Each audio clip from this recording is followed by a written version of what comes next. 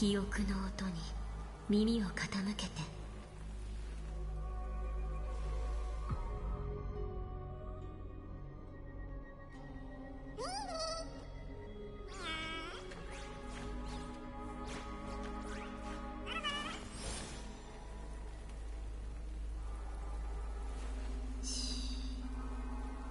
記憶の音に耳を傾けて。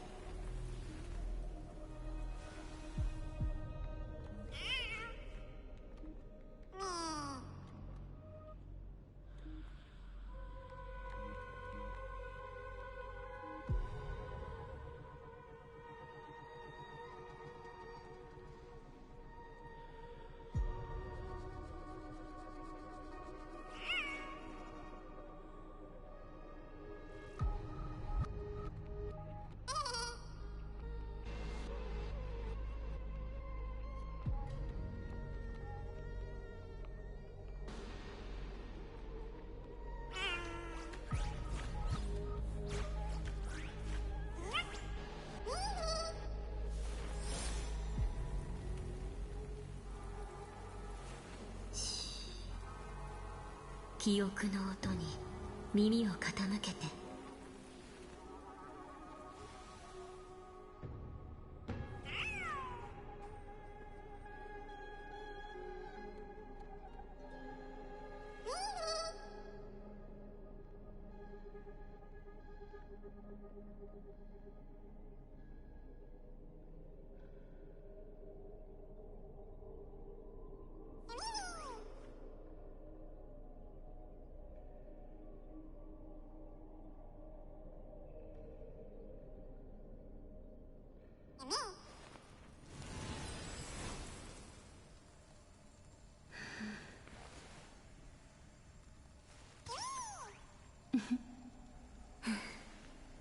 やっぱり可愛いね。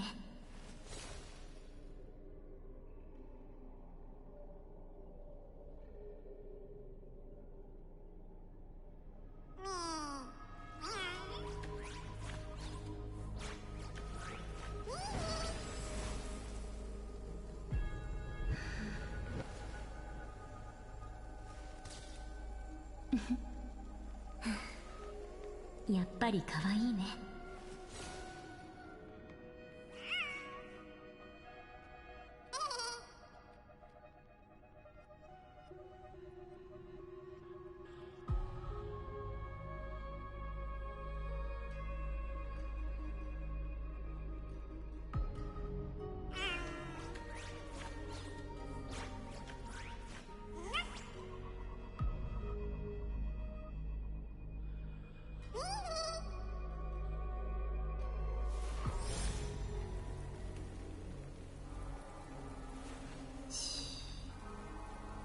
記憶の音に。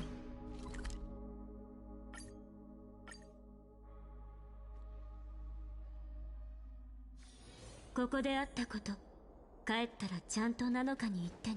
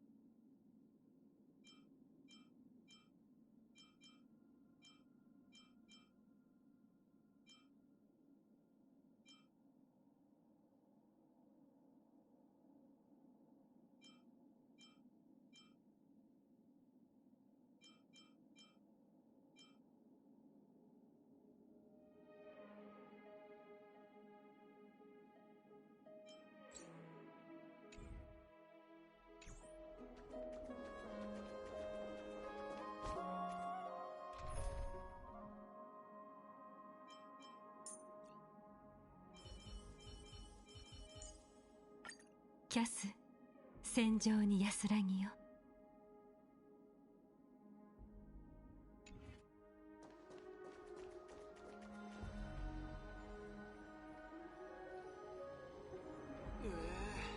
靴の中が土まみれだ。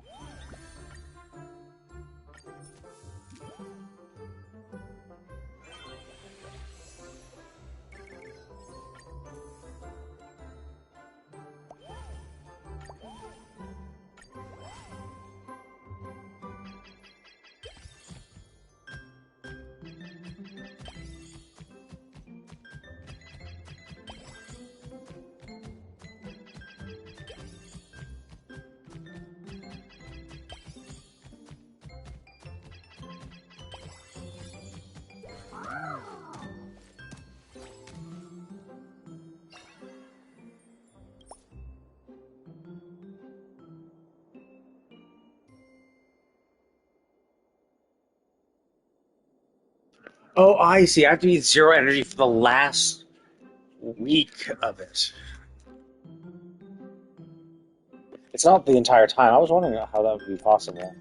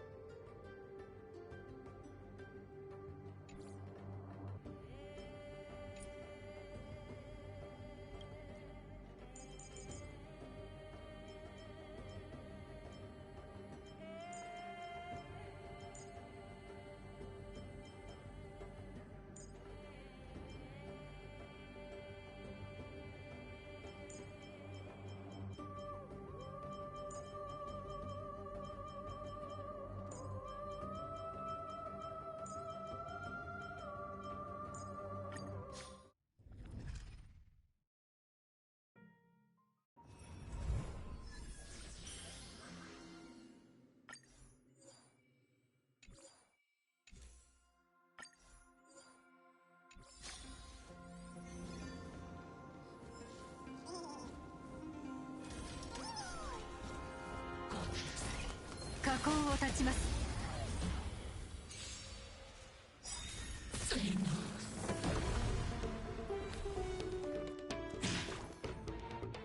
このかすかな光、影も雲も押しのけて晴れ渡る空をもたらしてくれますように。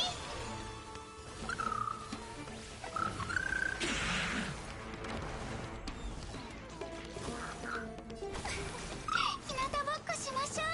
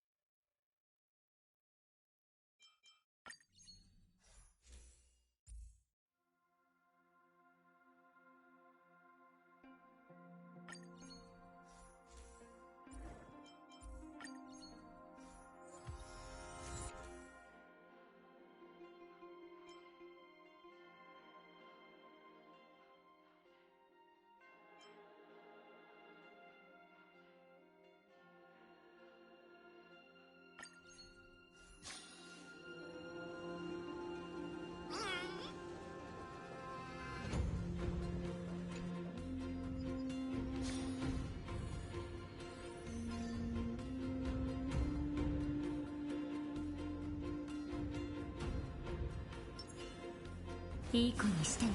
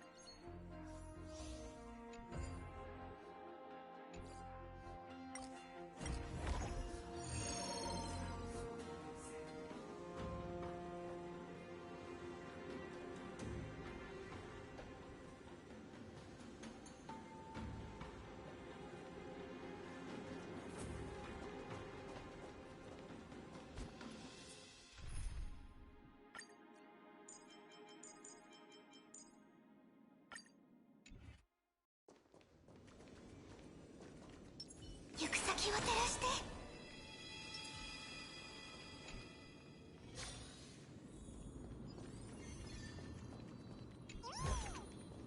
すごいですね。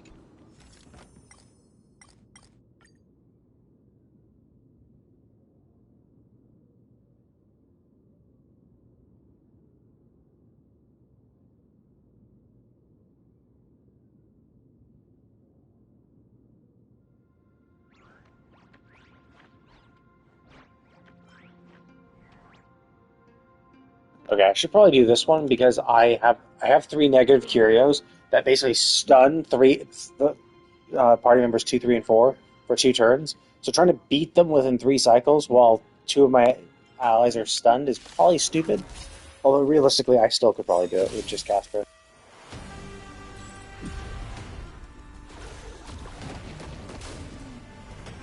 Oh, okay, so her Memo Sprite still acts.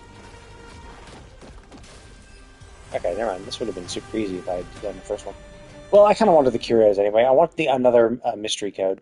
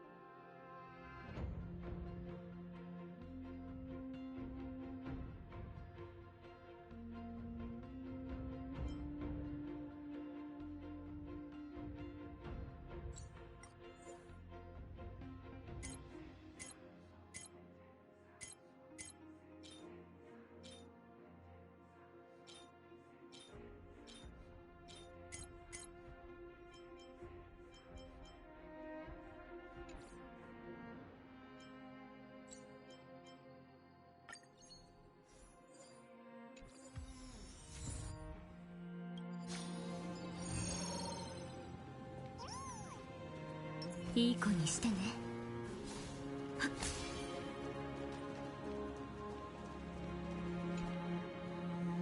せっかくのいい雰囲気が台無し。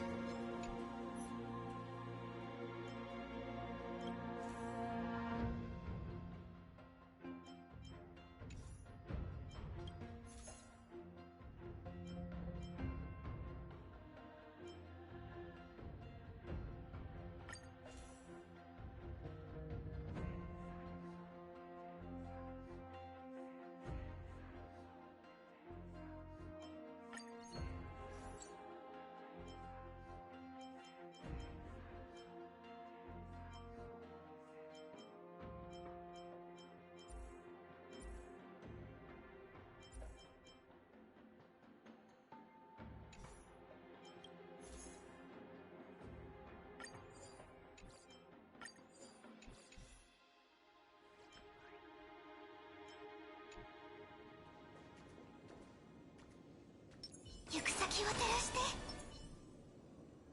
禍根を断ちます。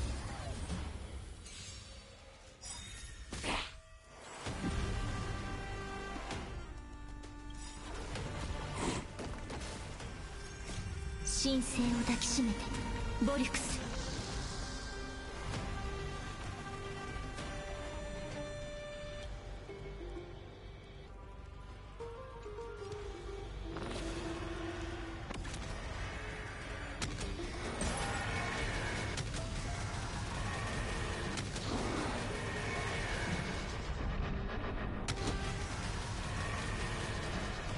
私たちを守って死よ。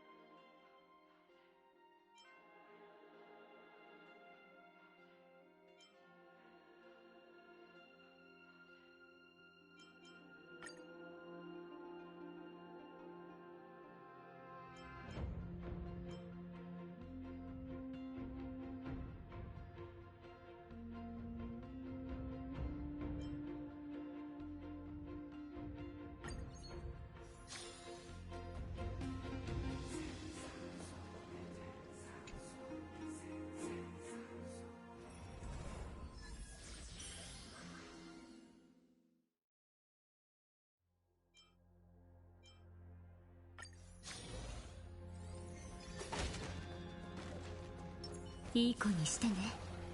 行く先を照らして。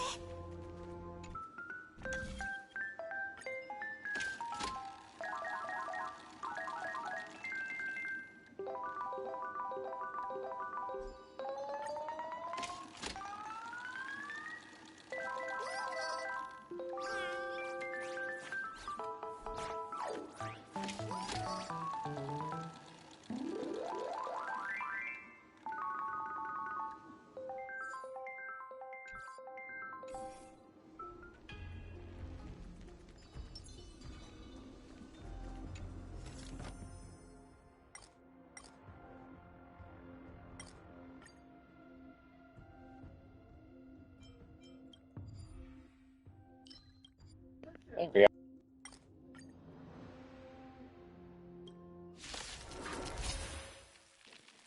Got rid of all those negative ones. Nice.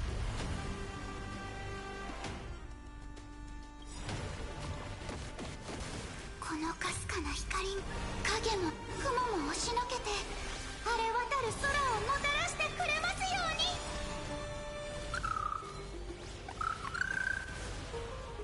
に。すべての意図は私たちの運命が絡み合う。大丈夫、もうすぐ夜が来る。おやすみ。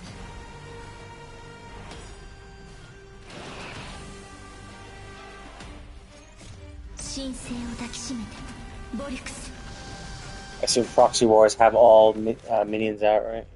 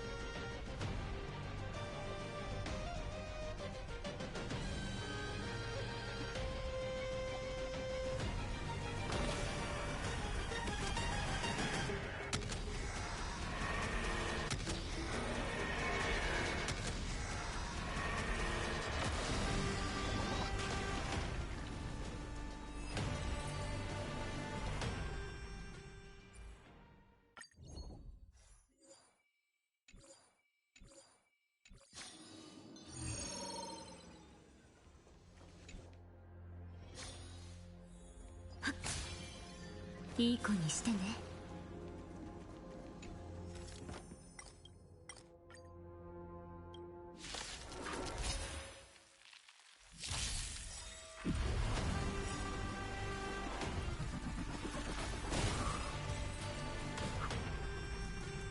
What the fuck? Jesus Christ.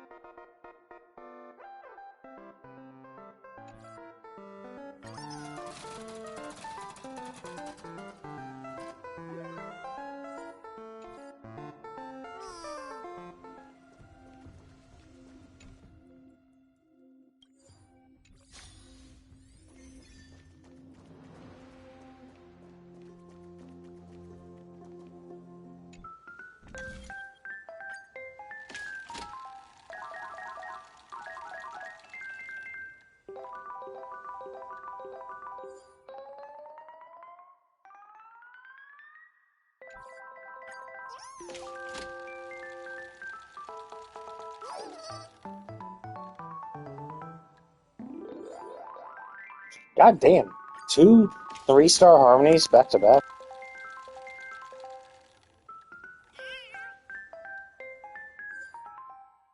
Wait, what the fuck? I got off? Oh wait, no, never mind. They all. Oh, sorry, I didn't realize these are all. I guess that's why they're the blessed ones. They're always 3-star blessings. Normal, the other ones had 1, 2, and 3-star.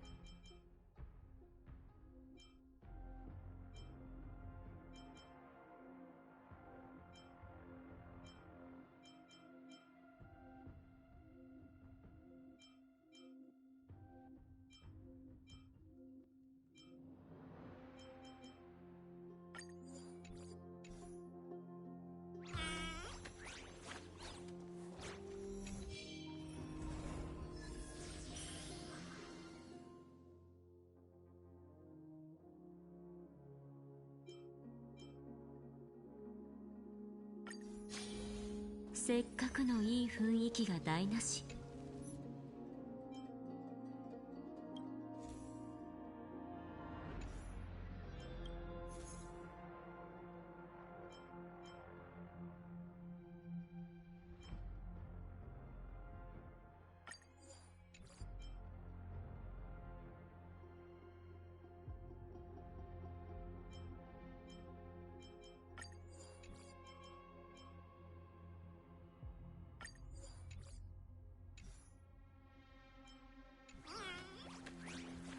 せっかくのいい雰囲気が台無し。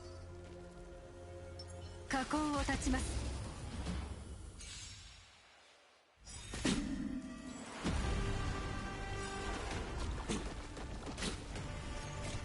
神聖を抱きしめてボリュクス。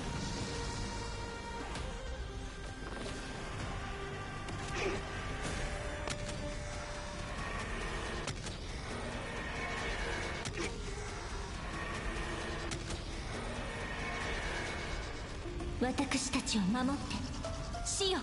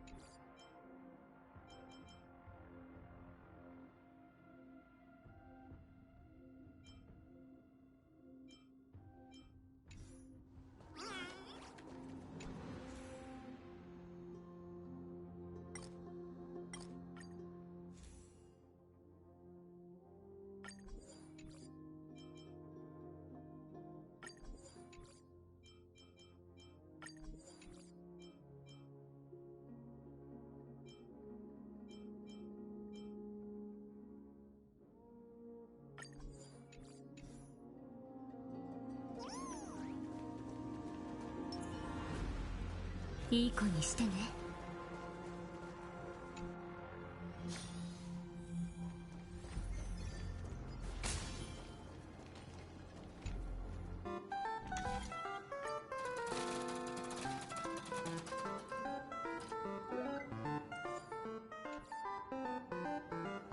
Ah, shit. Never mind. Fuck, I can't. I don't even have enough. Well, hopefully this gives me some cosmic fragments.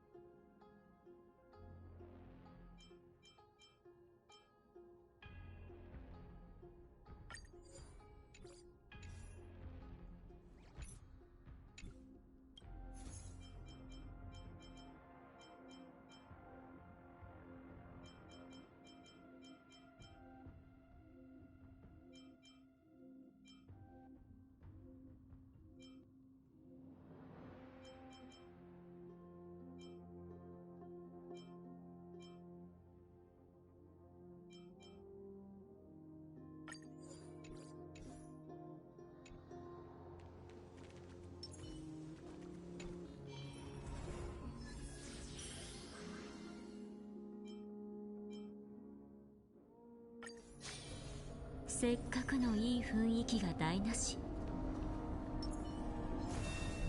眉より見てよ。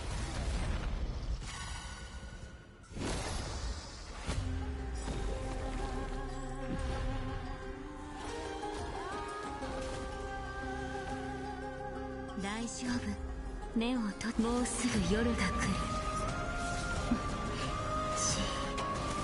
おやすみ。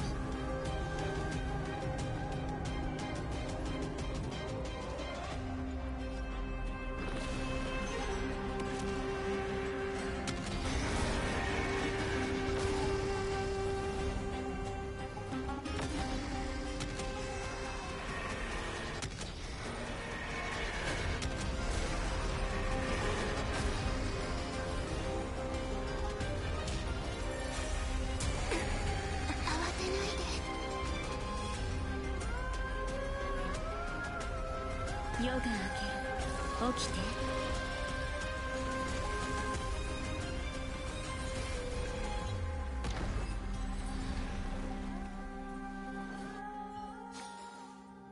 さまよう魂が行くべき道を見つけられることを願います。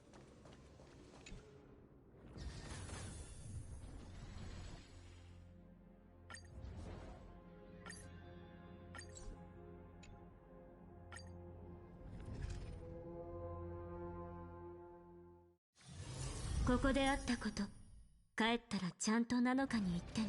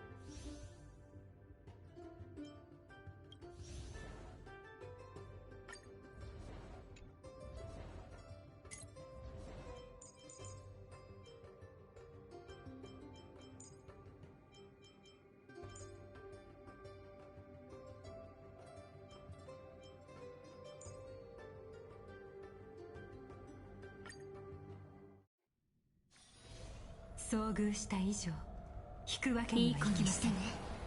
行く先を照らして。火口を断ちます。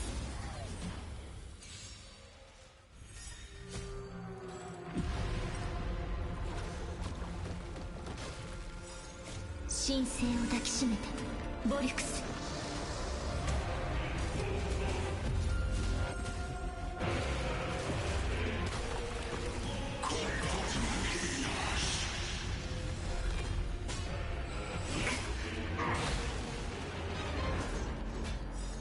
もうすぐ夜が来る。おやすみ。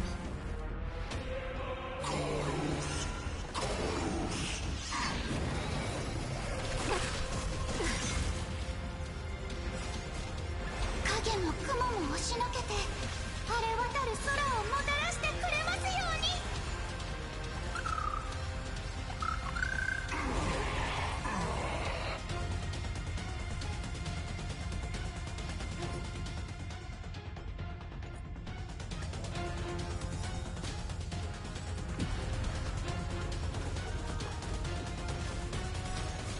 神聖を抱きしめて、ボリュクス。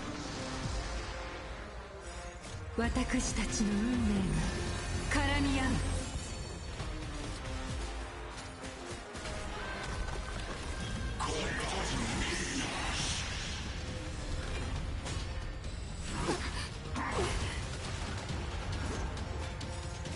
もうすぐ夜が来る。おやすみ。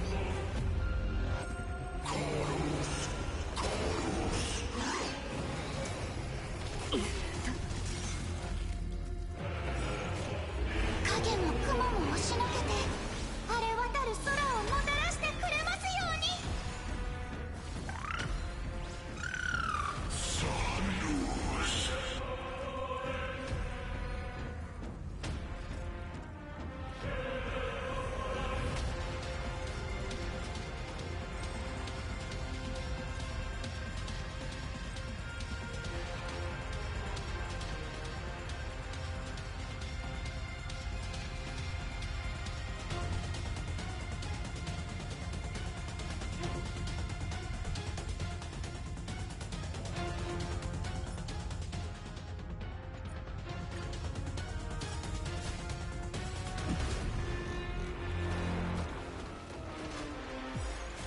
神聖を抱きしめてボリュクス。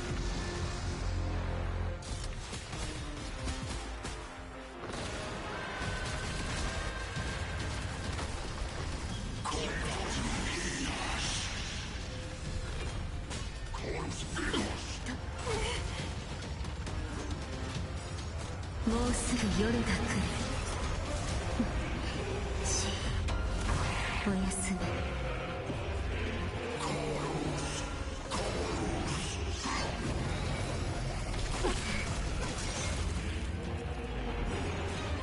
影も雲も押しのけて晴れ渡る空をもたらしてくれますように。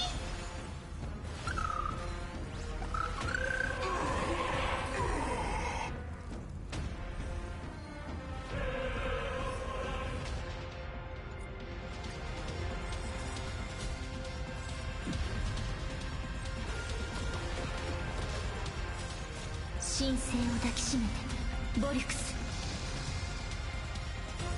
私たちの運命が絡み合う。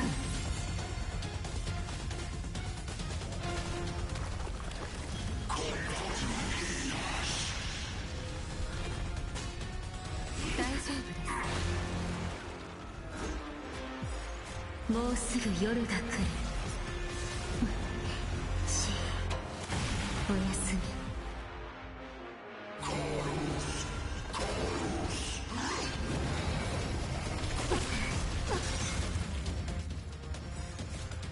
影も雲も押しのけて晴れ渡る空をもたらしてくれますように。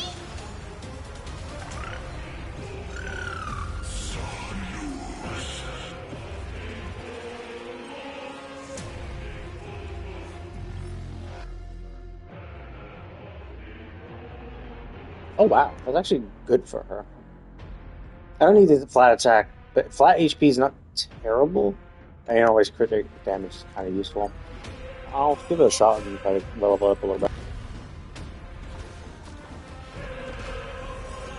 神聖を抱きしめて。 Actually, I think it'll be better than what she currently has, regardless. Because what she has, regardless, like what she has right now, her orb, is like 100% useless. Like no subsets that actually help.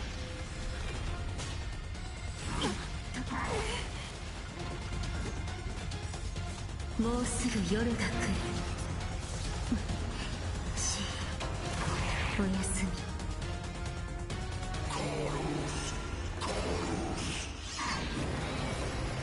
大丈夫です。影も雲も押しのけて晴れ渡る空をもたらしてくれますように。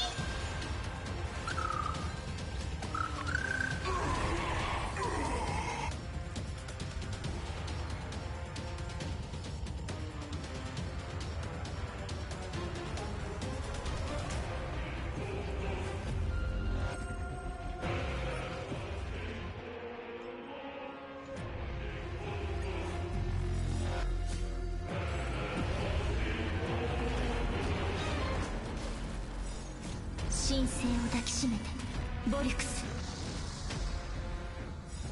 私たちの運命が絡み合う。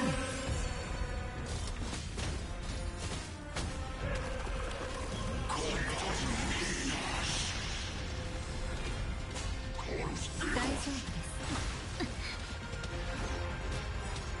もうすぐ夜が来る。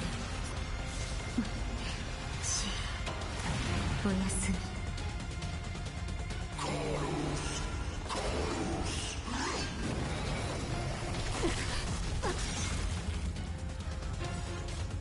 影も雲も押しのけて晴れ渡る空をもたらしてくれますように。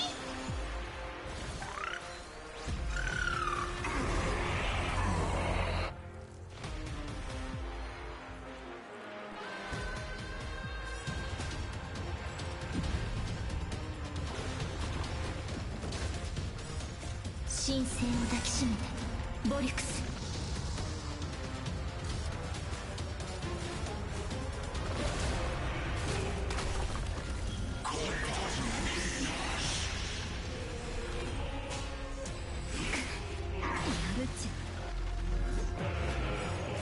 もうすぐ夜が来る。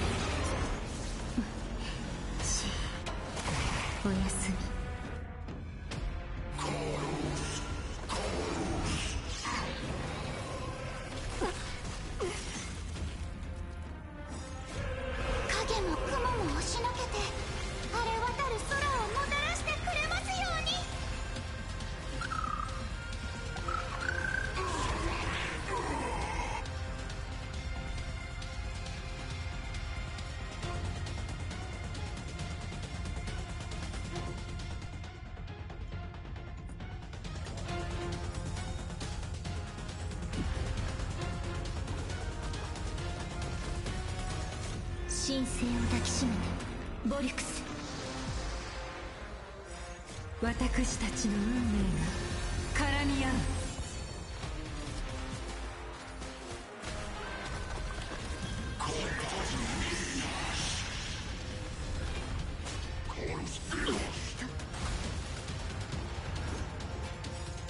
もうすぐ夜が来る。おやすみ。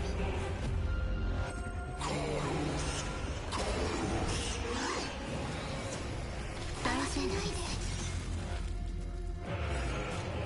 影も雲も押しのけて晴れ渡る空をもたらしてくれますように。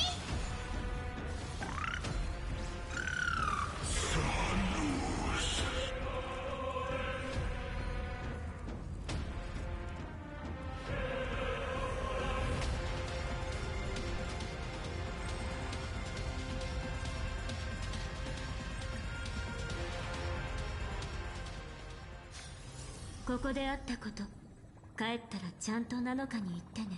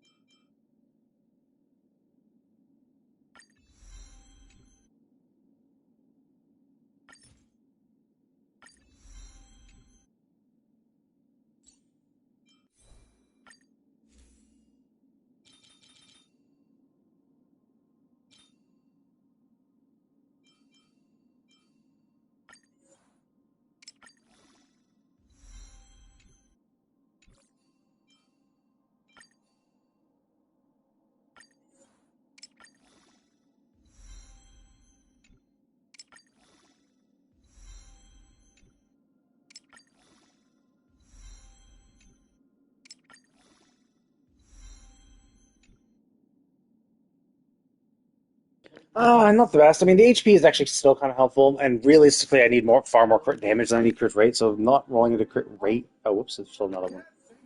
It's fine. I really want this to be crit damage. Oh wow, thank God.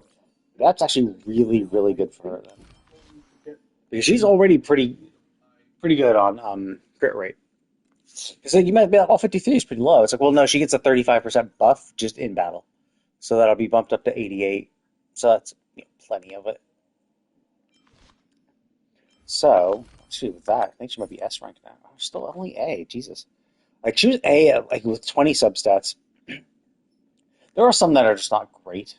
Um, let's see. Like this, obviously, I could re-roll it. I could. Because it looks like it only rolled once into crit damage. That's it. and rolled once into attack percent and then twice. So this could be re-rolled. I just didn't do it immediately because because re-roll dice are expensive.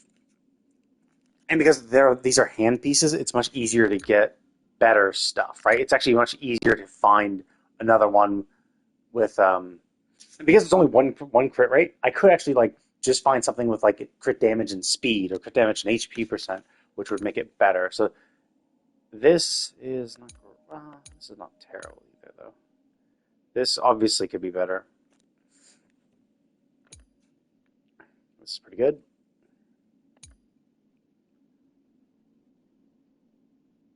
Yeah, pretty good too. Yeah, so honestly, so this is +5. This is like 3, 4, 2. Okay. So the boots could honestly, actually, the boots really could do the most. So like this is something I could roll. I could give these ones. I actually would need replacements for. Like this, these could be re-rolled and be better, right? By just rolling the things I want. That's a 4. That's a.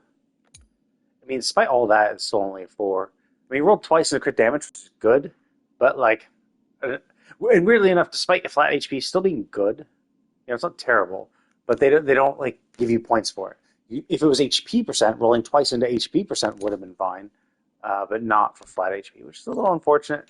But it's not like if I'm going to roll in a stat that I don't want, at least that helps a little bit. So now I have a little more health and stuff. Still, not terrible, but yeah, I could do a little better. Honestly, though, that means that the Bat Relic set is fine for the most part. I could re-roll. Well, I could re-roll it for more crit damage, but like 2 rolls into crit damage of 5 is still pretty good. But yeah, like obviously getting 2 crit damage rolls and also a crit rate one would be nice, and then I could completely replace my shoes with something that has crit damage and HP percent. The speed shoes with HP percent crit damage, I could actually synthesize something like that. I don't know. Okay, so I have some extra. So basically, I shouldn't have farmed this today. I wasn't quite sure how much I was going to get extra, so I have some extras, unfortunately. I have some reroll dice. It's whatever. Anyway, I've been playing for 3 hours. I did what I was meant to do. I thought I was going to go explore a little bit, but I did not realize how long this event took. It was fun. I did enjoy it. It's a fun little event. But yes, more than I thought. Done. So I've done everything. Could do better than this. I could go back. Oh, wait, I have to go actually in there. I don't want to do that. So yeah.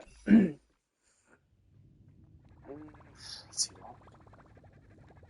It's 8 o'clock. Do I want to play Genshin at all? Not really. It's kind of getting late. A little too late.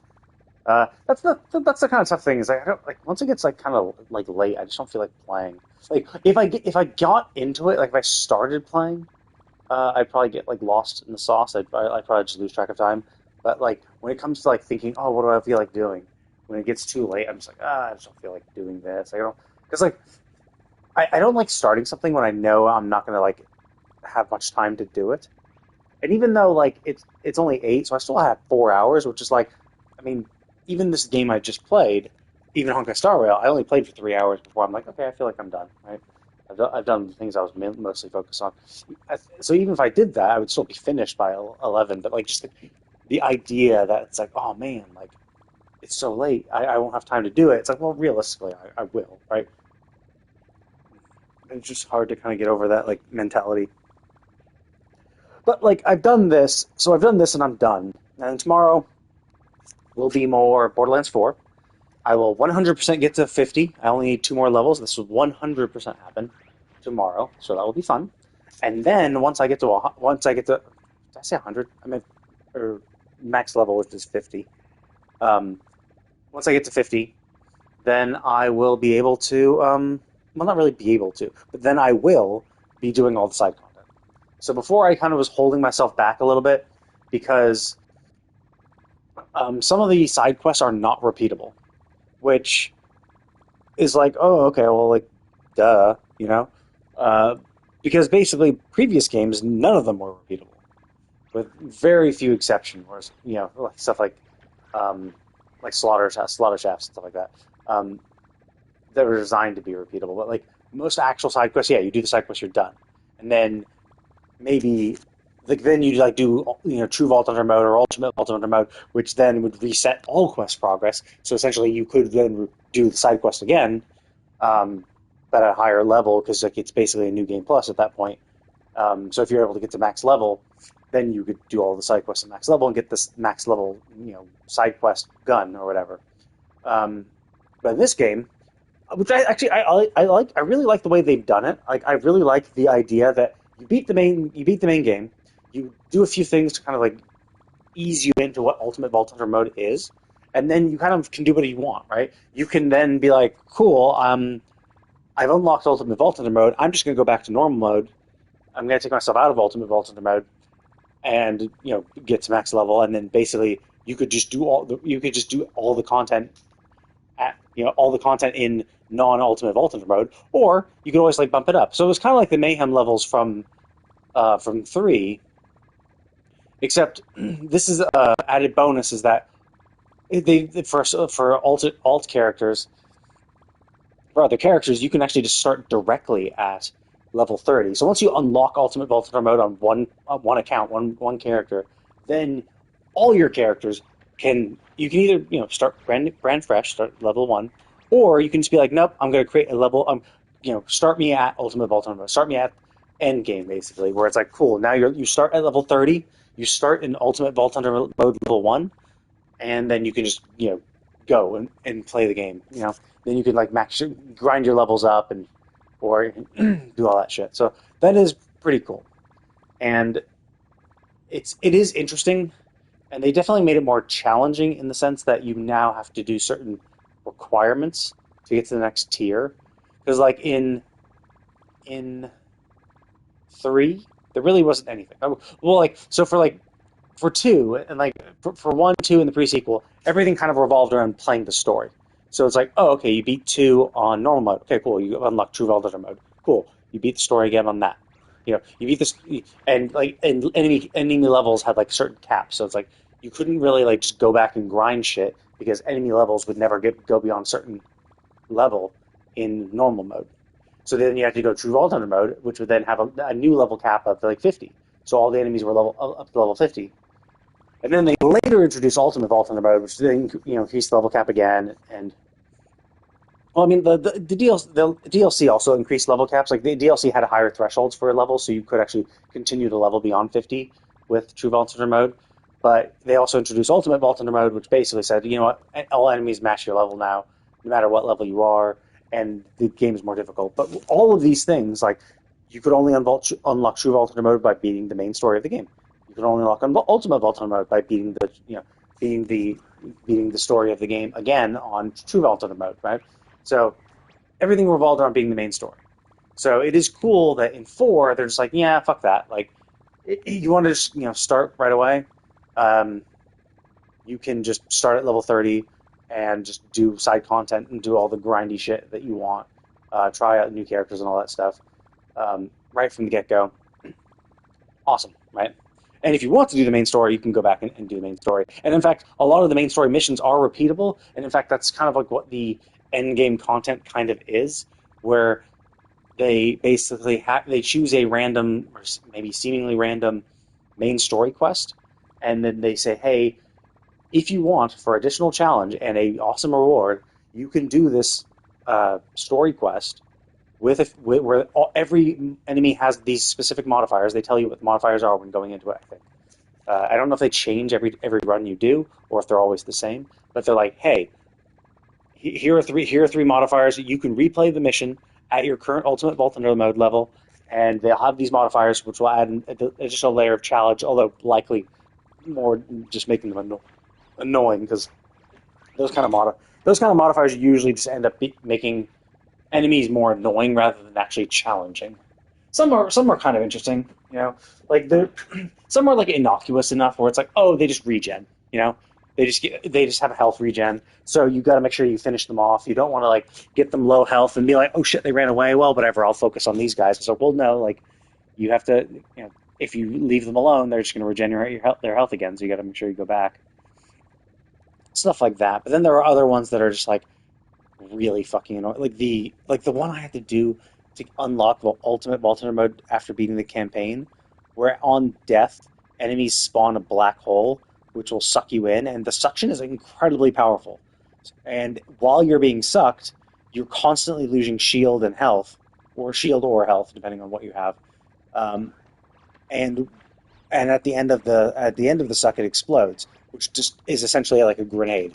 So you have to either kill enemies from far enough away so you don't ever get sucked in the beginning, or you have to like use your dodge to get the fuck out as soon as you possibly can. But the suction is insanely powerful, so it's really hard to actually get out, which is kind of annoying because like sometimes it just happens when you're not even paying attention. Especially with me as a Vex build, my minions are killing things all over the place. So it's hard for me to keep track. And maybe they kill something right behind me, and now I get sucked into it. So it's like it's rough. And also the fact that it just does damage to you while you're being sucked means if you're already low health, the thing can kill you. Which means if you killed something, if that was the last thing that was available to kill, but you had barely a sliver of health left, and the black hole goes off and kills you with the black hole damage, you're fucked. Which happened to me. Like I did a bounty, and it just happened to have that same thing, and I was super low health, but managed to kill it. But then the black hole immediately went off, and like in the first tick of damage, it instantly killed me because I had no shields and only a sliver of health, and I died. And there was nothing else around because that was the bounty, that was the last enemy that we had saved for. Well, not really saved for last, because it was the tankiest. It ended up being last, and so I had to respawn, which is kind of annoying. But so yeah, like it's just annoying, not challenging, just annoying to deal with. So I don't like that. I understand that it's very hard to create challenging affixes like that just add a layer of challenge without being too annoying. It's like Borderlands 3, the original Mayhem. Well, actually, no, I mean, in the original and later Mayhem levels, they added these like modifiers and stuff, and some of them were so fucking annoying that basically in Borderlands 3, you'd spend a lot of your time just re-rolling buffs and debuffs, so you could just make sure you didn't get certain ones, because some of them were really bad. But the way Borderlands 3 worked is like you could just decide your difficulty level arbitrary. You could just say, hey, you know what, I want to do this, right? I want to be this level. Just set, like in the first round, it was like Mayhem level 1, 2, 3, and 4. I think it was just 1, 2, 3, then they added a fourth, and then they revamped it completely to make 1 through 10, and then later added an 11, which is basically 10 without the modifiers. So the stupid buffs and debuffs you were re-rolling at tier 10, you would just say, fuck it, I'm just going to, do the game without all of that shit. But the thing is, you could just arbitrarily pick it. You could just be like, oh, okay, I want to do that at Mayhem level 4. Now, you wanted to do the highest level Mayhem because the guns that drop from each Mayhem level, the Mayhem level determines the base stats of the guns. So that's why it would be hard, even though you could set the modifiers you can set your Mayhem level to whatever you want. It's very unlikely that if you've just beaten the game and, just unlocked Mayhem, that you'll be able to instantly go to Mayhem level 10 and survive. Because I think at Mayhem level 10, enemies have like 10 times the amount of health. And so you're using a non-Mayhem, even if it's like a max level non-Mayhem gun, it's going to be like 10, I don't know, like 10% of the damage, maybe like 10% of damage, maybe at best 20% of the damage of a Mayhem level 10 weapon. So like trying to get kills and stuff will be very hard because everything will hit super hard, and also like I don't think shields were Mayhem modified. So I think that maybe the damage they do is about the same, but basically because they're so tanky, you're just gonna take a lot of just gonna get fucked. So basically, it'd be very, very hard. So, but you could still do it in theory if you're good at the game or have a really broken build or you're the not. Fuck.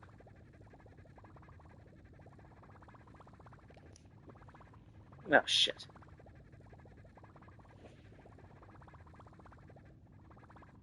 What the fuck is that?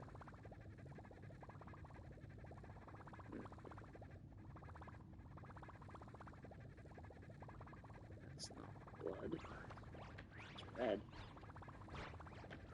Ah, that's weird.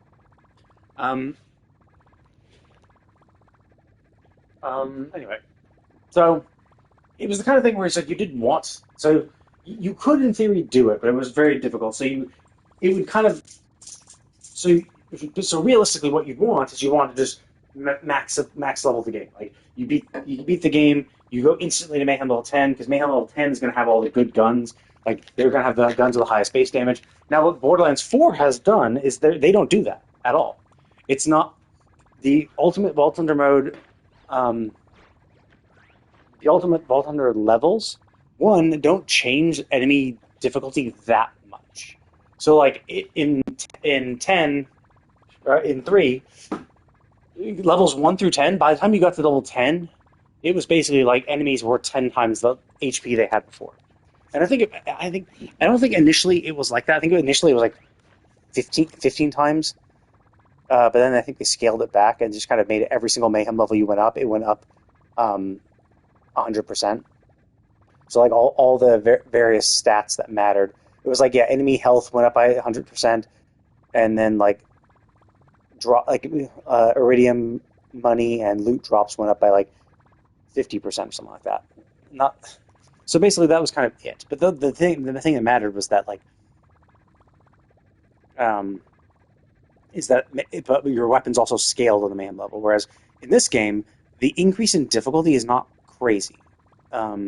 It's like 10 to 20% increase with each Ultimate Vault Hunter level, with like similarly relatively small, increases in loot and stuff, and like money gains and stuff like that as well. So it's not super crazy, but it also doesn't. The Ultimate Vault Hunter mode doesn't scale your weapons at all. So the weapons you're using in Ultimate Vault Hunter mode, Ultimate Vault Hunter level 7 or 5, are exactly the same guns. Like if you get a drop from an enemy in Ultimate Vault Hunter mode UVHM1, an identical gun from UVHM5 is going to be exactly the same. The damage, everything's going to be the same. The only thing that could obviously differ is the parts and stuff like that. And it seems like what they've said is that the likelihood of getting firmware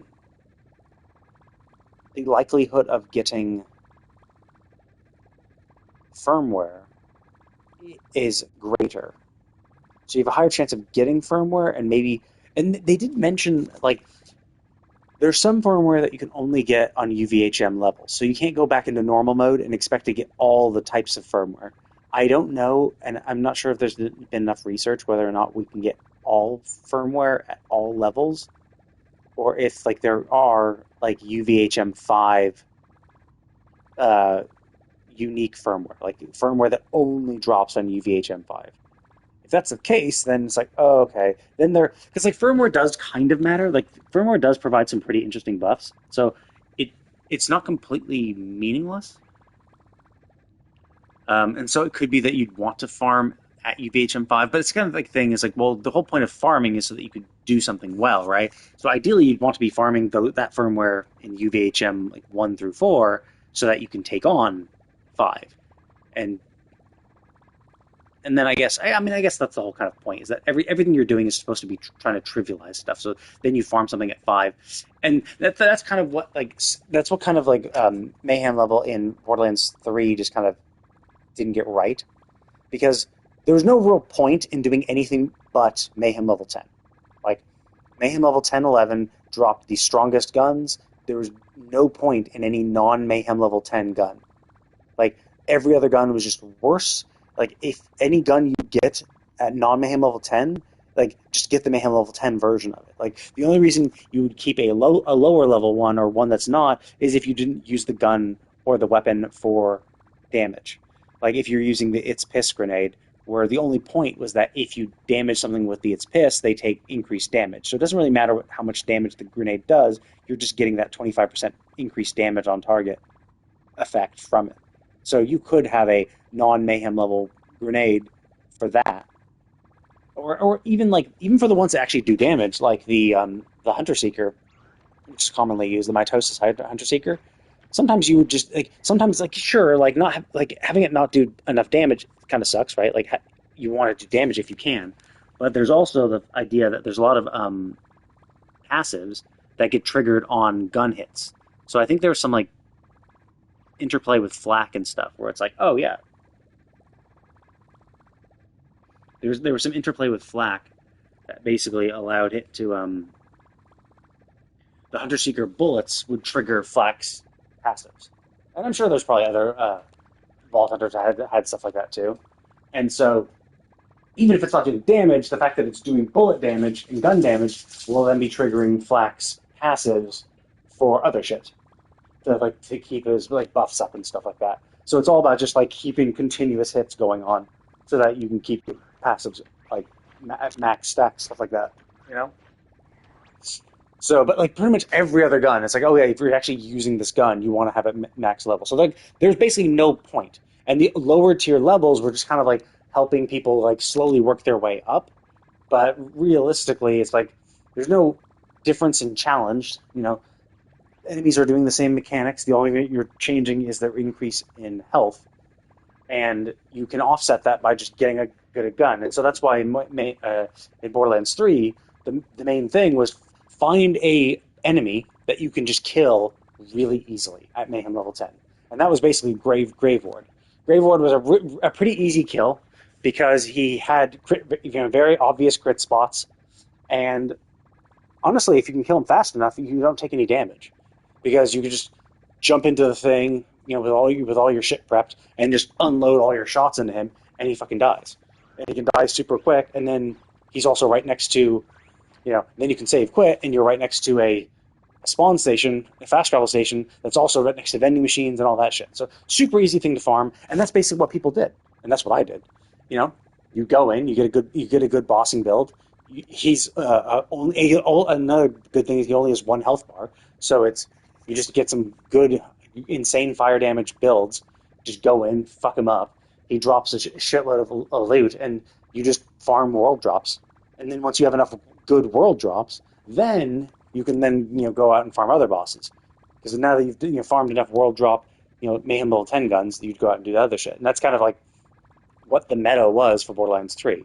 So it's like it's such a weird, like, non-intuitive way. Like, I think the developers were like, oh no, like, you're going to beat the game, you're going to go into Mayhem level, you're going to get into Mayhem levels, you're going to be Mayhem level 1, and you're just going to go through and kill a bunch of stuff. And then once you feel like your build's pretty good, and you've gotten to max level or whatever, and you have some pretty good guns, and you're killing enemies really easily, you might bump it up to like Mayhem level 3 or 4, and you have a harder time. And so you can you'll go out and do some stuff, and then get some new Mayhem level 4 guns, and now you're going to be feeling pretty strong and doing pretty well against enemies. Now you can up it to Mayhem level 8, and then once you get some good guns, that's I think what the devs were intending, and were thinking that what happened for players.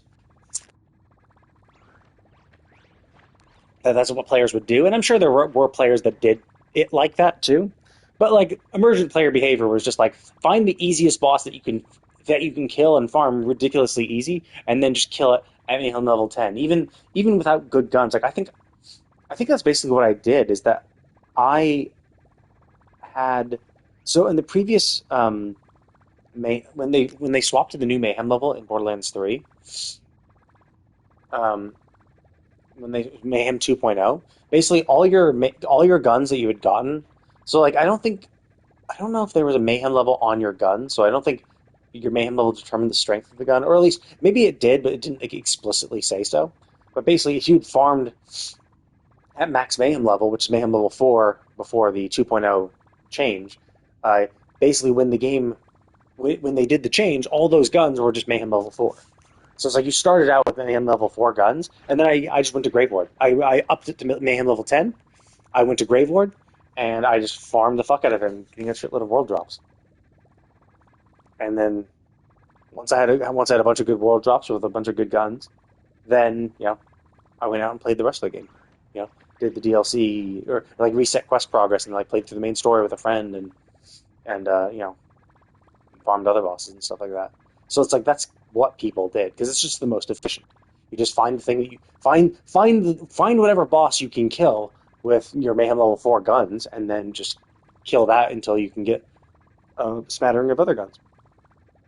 You know, so I do like the fact that like Borderlands 4 so far is just like no, like these scaling differences between 1 and 5, 1 don't matter. So if you don't want the challenge, you don't. It doesn't feel like you have to do it, right? Like whether you wanted to or not, you in Borderlands 3 um, you really had to go in and get to Mayhem level 10. So you had to do Mayhem level 10 and 11 to get those Mayhem level 10 guns because they were just the best guns. And like, what's the point of anything else, right? So you kind of felt compelled to because like anything that was not Mayhem level 10 was just it was just crap by comparison. And I think the way that Borderlands 4 is doing it is slightly so like Borderlands 2 had something that was completely optional in the OP levels where it was like cool, like you can play the game. You can get to level 80 now. I think that's the level cap now. So you can do, normal, true, and ultimate vault mode. Beat the game, right? Get your character up to level 80, and get farm up a bunch of guns and be super strong.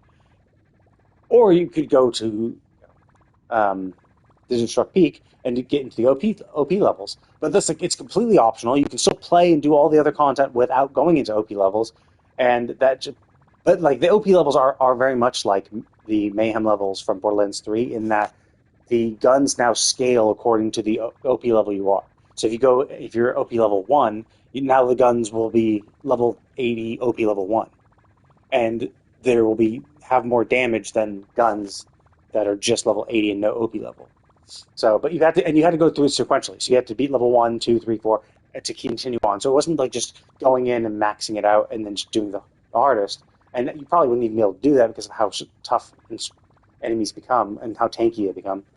But you still had to go through it sequentially. And so Borderlands 4 is kind of doing that, except because it's not going to do it like Borderlands 2, because they're not introducing a new tier of gun and gun power with each UVHM level, they're not scaling enemies as hard.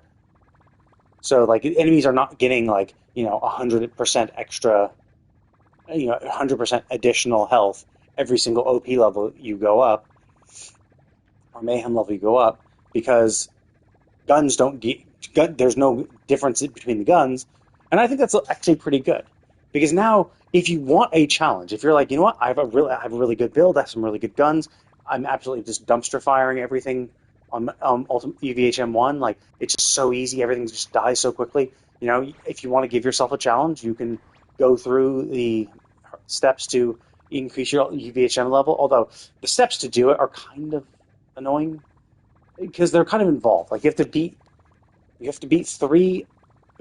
like 3 bosses on your current UVH. There's 3 specific bosses on your UVHM level, and then do a Lilith quest, a Lilith upgrade quest. So basically one of those wildcard missions that add a bunch of modifiers to one of your story quests, and you have to beat it, and then you unlock level 2, and then you basically have to do the same thing.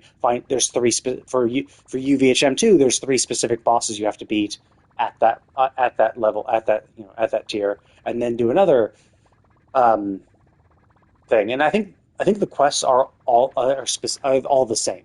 So, like, to go from the wildcard missions, to go from 1 to 2, you have to do Idolator Saul's quest. So basically the quest where you raid his temple and then go beat him, all of that the entire quest of that, you raiding his entire thing and then going into his temple and beating the shit out of him, you have to do all of that with enemy modifiers on him, on all the enemies and the boss too. It's replaying that Idolator Saul murder quest, and then from 2 to 3, it's I think it's Callus's murder quest, the Callus murder quest, the first one, and then from 3 to 4, it's the Vile Lictor one, and then from 4 to 5, which is 5 is the last tier, you have to do the Timekeeper one. So it's like you're actually going through and beating the 4 big bosses with a bunch of extra modifiers to make them more challenging, just to get to the next tier. So it's an interesting way to do it, because you definitely feel like you earn it, and that's kind of how Digistruct Peak was too. Is like it was pretty challenging. There were bosses to beat and all that stuff. So I think it's interesting, and I mean while it's definitely more involved, it's like you can't just like blast through. Well, I mean, you could blast through it if you're really that strong. And that's this is the cool thing is you can like prep yourself up and be like, I'm gonna get perfect. I'm gonna farm all my shit now at UVHM1, and then basically you could have a perfect build, and then you could just go through and just, get into 2, 3, 4, 5 just back to back. So it's not even because that was the kind of shitty thing about OP levels is because all guns and shields and all that shit scaled with OP with the OP level. Basically, you get to OP level 1, you have to go out and refarm all your guns. I mean, realistically, you might be able to do it. You might be able to get between 2 OP levels. You might be able to get OP level 1, OP level 2, but then at that point you would have to go get some guns and shields because enemies would do too much damage. If you didn't have OP level 2 shields, you're fucked when trying to go after the OP level 3 challenge. So, like, you had to refarm everything. So I do like how in 4 you don't really have to do that. It seems. Now, again, we're not 100% sure. Maybe there are some firmware that it only exists in 5. But the cool thing about firmware is that you can just get it. Like, once you get to UVHM 5, you don't really need to farm new guns, I don't think. I'm not sure if you can apply firmware on a gun that's already gotten the firmware. So, like, if you've implanted firmware into a particular gun, I don't know if you can implant another firmware on top of it. I know you can't, if you implant firmware manually, you can't remove that firmware and you can't destroy that piece of gear and put that firmware somewhere else. So you can't daisy chain your firmware bumps, but I don't know, maybe you can overwrite it. I need to actually test it one time. If you can overwrite it, then that's super easy. If there is some super rare UVHM5 firmware, then you just farm a fuckload of it and then just overwrite your current firmware with the new one. You don't even need to change your gear. You're just overwriting the firmware. If you do need new gear, right? And also, firmware is only on the armor, not the guns. The guns don't ever change. The guns you farmed to get to UVHM5, you don't need to ever farm again. So that's what's super interesting. It's only the armor, which, I mean, okay, finding a good enhancement will be rough because it's purely world drops at the moment, and getting the exact one you want, that's going to be a tough sell. Like, that's going to be super tough to get. Same for kind of class mods, although class mods you can target farm, so you could get a better one at some point. But the enhancements are really tough because all those armor enhancements have 2 buffs on them. So it's like, not only do you need the correct manufacturer, so if you're doing a Vladoff build, if you're doing a Jagex build, a Torg build, whatever, like, you need to make sure that the 2 enhancements you want are on it. And then, of course, there's the substats. So it's like, there's so many variables for those enhancements and the fact you can't target farm it makes it really rough. Now, to be fair, if you're farming, all sorts of guns and all this shit for if you're farming weapons from other enemies and bosses and stuff, like, you'll probably get a few legendaries. Like, I mean, I did fine. I actually got a pretty good Torg enhancement, which actually has 2 buffs that would actually work very well with a build I was already thinking of. So I'm pretty pleased about that. So it is, and it's like a long-term thing. It's like eventually, because like your enhancements will, and like enhancements can be shared too.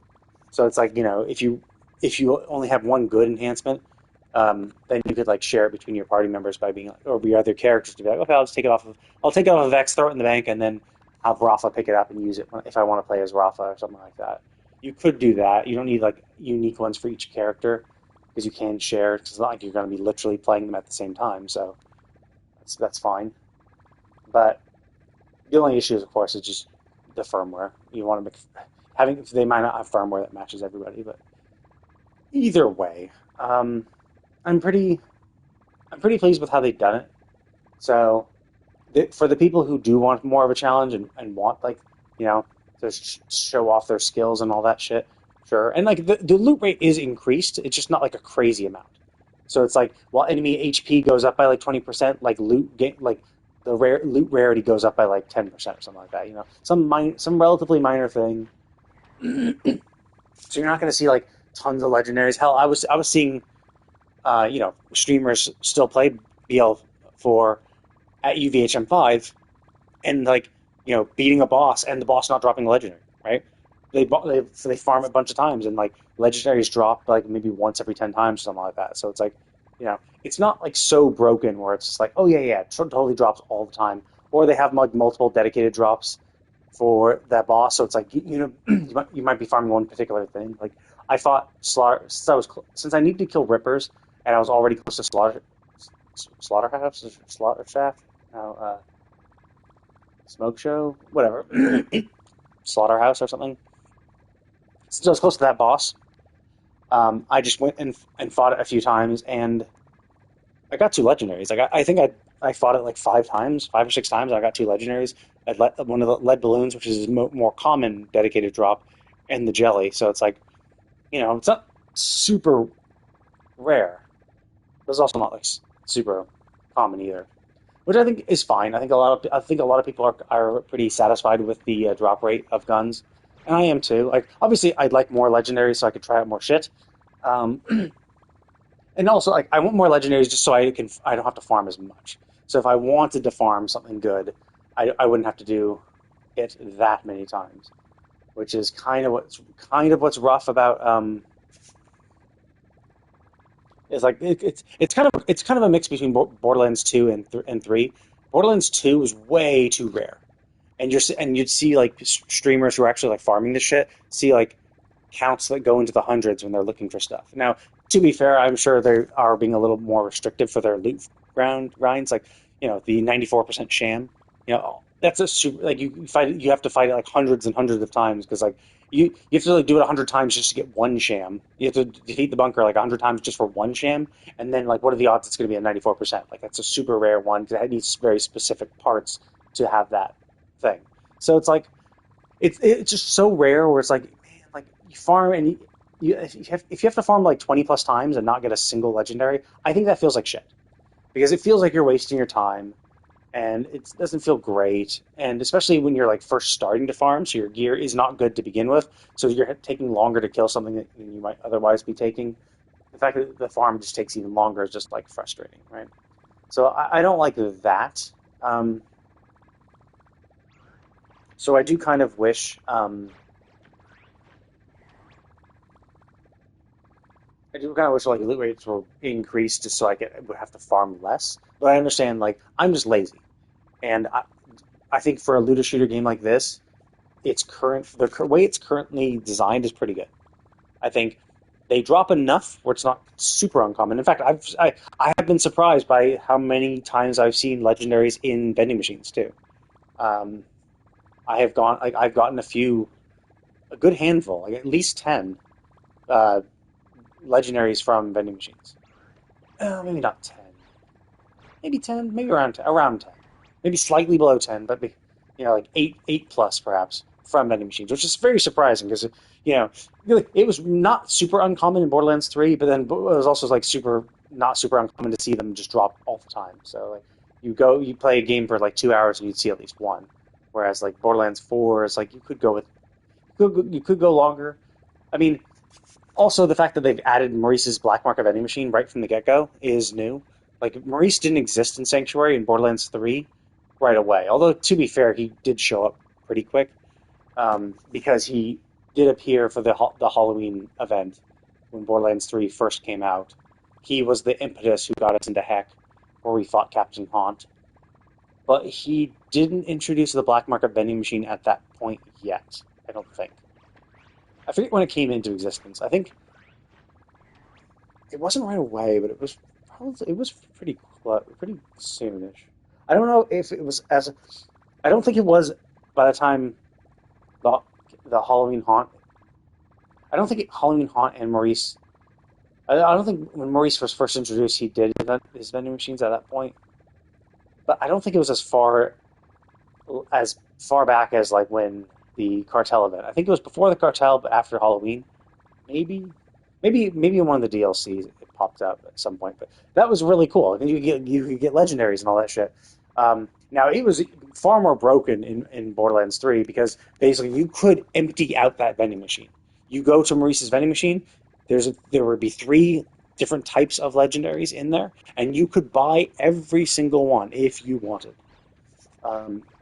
So you could easily get shitloads of legendaries. Now, obviously, you wouldn't want to buy every single one. You just buy the best one. And this is also another easy way to get Mayhem level guns because it would scale with Mayhem level. So you could just bump yourself up to Mayhem level 10 and then just go find Maurice's Black Mark of Vending Machine and just buy all the guns. Or just buy a few guns. But it was a good way to farm parts. So I loved it when like Maurice had the Chaosin, because Chaosin has so many various parts for it, where it's like, do you want the normal type, the ×2 type, which element, because it came in all elements, and then which fire rate do you want? Do you want full auto? I like full auto burst, but you could get full auto, semi-auto, full burst, semi-auto, which means you could only burst or single shot, which kind of sucks. Especially with the Chaosin, you want the full auto, so you can unload as many stickies as you possibly can. And then if you want to be even faster, the ×2 variant was good. It depends, though, because like the ×1 variant had a higher base damage, but obviously because you're shooting one bullet at a time, it takes longer if you empty your mag, whereas the ×2, you empty your mag quicker, so you can kill quicker, but each bullet did slightly less damage. So it's like it depends on what you're going for, really. Most of the time, the ×2 is just better. And then, of course, you want one from every element, and with all the best parts. Because then, they're also, depending on the parts, it determines the damage as well. So, like, even within kinetic ×2 Chaosins, you could still have a variation of, like, 1 to 3,000 difference in damage between the worst rolled and the best rolled ones for damage. So, like, so many variables. So when the Chaosin popped up in Maurice's Black Market Vending Machine, that was awesome, because you could then just, like, farm for that. Farm for the best parts, and, getting a variety of stuff. Because it was a pain in the ass to beat Trant, because he wouldn't drop it. Like, he had 2 dedicated drops. The Chaosin was one of them, and the other one was, like, this sniper that sucked. So I think it was I don't know if it was the wood blocker, or no, I think it was a different sniper. I forget what it was called though. It was crap. So yeah, that was annoying. But Trant wasn't super hard to beat, but it was just he just rarely dropped the Chaosin, which was annoying. And especially with how varied the Chaosins could be, it's just like, yeah, having it be that rare a drop for how many times you're gonna want to get it, to get all the varieties and the best rolls and stuff. That was tough. But so the Maurice's current iteration, we can only buy one at a time, and then it goes on cooldown for an hour. Is really interesting, because now it kind of like forces you to be like, okay, and there's only 2 as well, so it's not like it's three different legendaries. It's only 2 legendaries, and you can only pick 1 an hour, which inherently limits how many you could buy. But realistically, it doesn't really limit you that much, because like, sure, you might pop back in again for like, because like right now we have the like I have a shield and a rep kit, and so the shield has a variety of parts. So like I got like I think I would love to get a max adaptive roll one. So 17% health, 40% resistance to the last enemy type, and then capacity would be cool. Capacity would be cool, or even just an additional 17%. There's the 17% like elemental damage resist would be pretty cool too, because then it's always resisting 17% in addition to maybe, so you could get like a 57% elemental resistance from the last type. So if you're getting hit by fire, if you get hit by fire for the next 3 seconds, you're going to get hit by 50% less fire damage, which would be pretty cool. So that's the kind of like the roll I'd want. I'd be fine with just a max rolled adaptive and capacity, so I have a pretty beefy shield, but also have the additional health and resistances. So like that's the kind of thing you could roll for. And but realistically, yeah, do you need to go in all the time to get it? No, not really. Like, just check in every now and then. Like, check in every day when you play, just to see if there's a better roll for what you want. Nothing too crazy. So I think Borderlands 4 is probably the best. Not even probably. I think Borderlands 4 is the best Borderlands game they've ever made. It has all the great gameplay of 3. 3 had amazing gameplay. Like, the gameplay of 3 drastically improved over 2 in the pre-sequel. It has all the gameplay of 3 and improved upon that as well. And the difficulty is, I think, a nice little sweet spot. So it's not as punishing as 2. And I think the mobility is the mobility options definitely are a reason why it's not as difficult. But there definitely are some challenges. Like, it's not super easy. You can die. Like, there are some tough enemies and tough mechanics and stuff. And the enemies are not like super one-dimensional and stuff. Like, they're They have like enemies can have shields, enemies now fly and shoot these variety of attacks. There's also modifiers that just make things more annoying, but shit like that. So I think they've done a really good job. I think the difficulty hits pretty nice.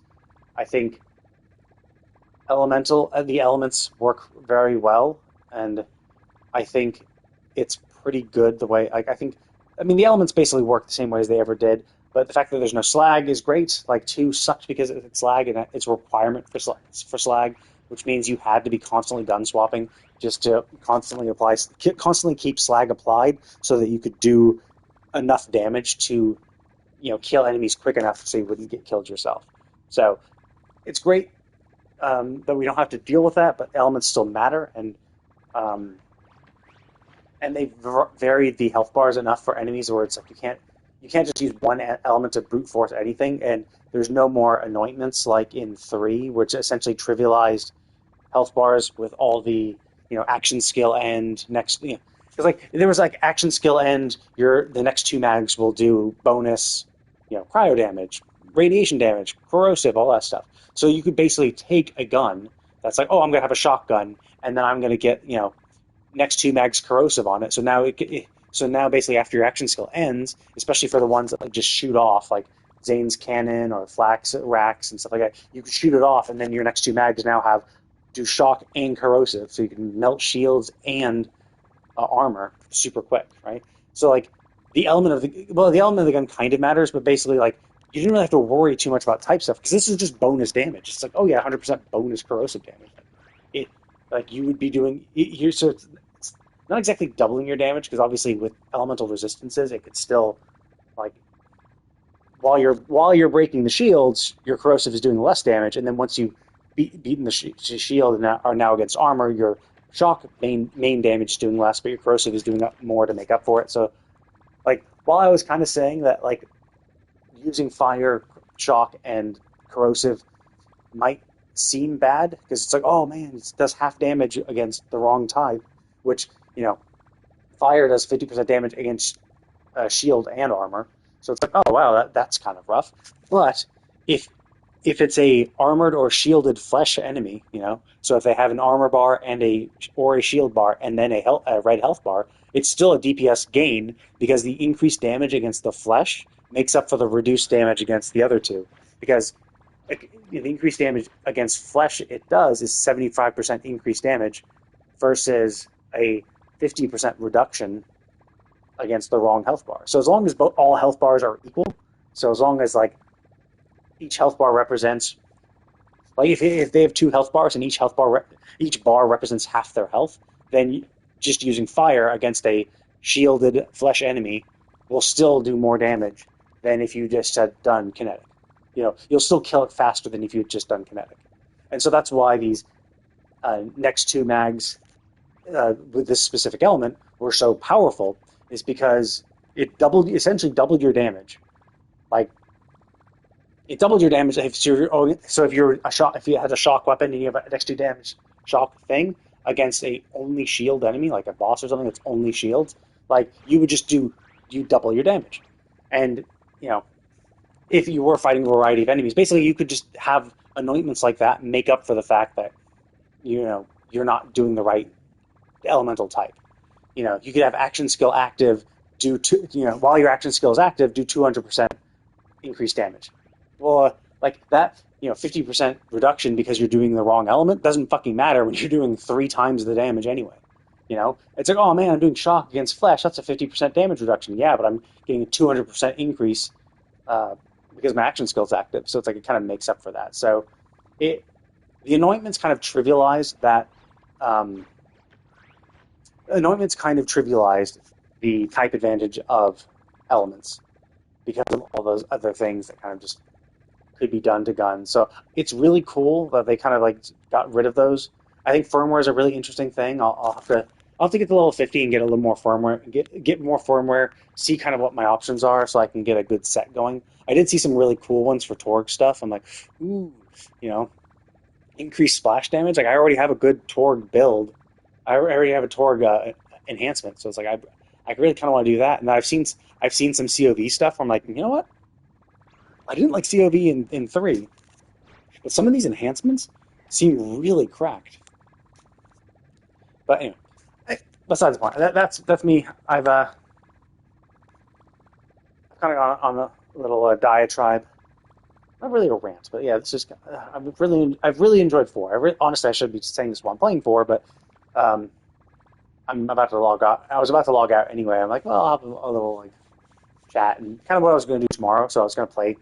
Yeah, that was it. I was going to say what I was going to do tomorrow. I'm going to play 4, get to max level, so 50, and then I can actually start doing all the side quests, which I've been kind of holding off for a while because I want to be max level, so any rewards I get will at least be max level. And then I kind of talk about how the end game is and the fact that these guns I'm getting and all the shit at level 50 are like perfect. Like no matter what ultimate Voltaner mode level I go into, these guns I won't need to change.